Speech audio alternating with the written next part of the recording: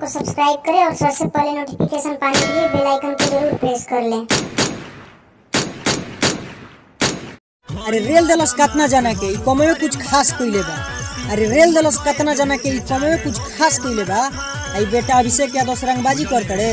अरे अभिषेक यादव से रंगबाजी करतड़े, रंगबाजी मत करिए, तोरो से बेसी दबंगई के क्लास कइले बा।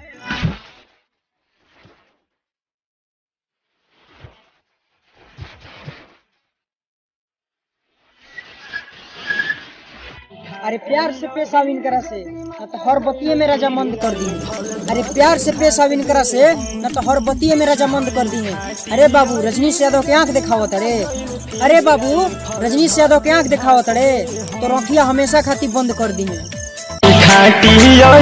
जदी माथा गइल फिर भल धके घास दे हम कि हनी खाटी यही।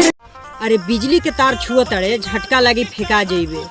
अरे आग के पाला पड़बे तब बाबू झोकरा जीवे। का कहत रहे राहुल यादव से पंगा लेवे के। अरे राहुल यादव से पंगा लेवे के कहत रहे बाबू चलत राह में ठुका जीवे।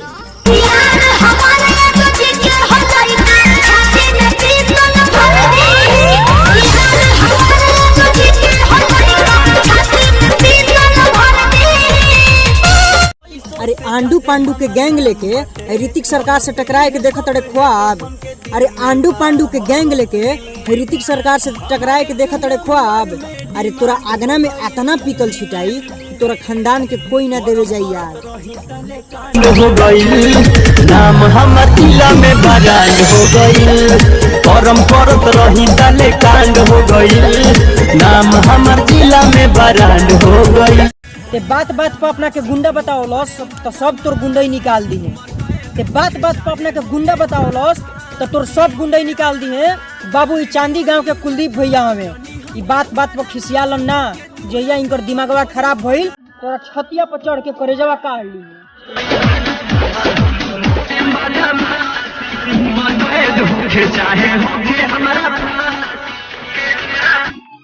A lot of thanks for watching.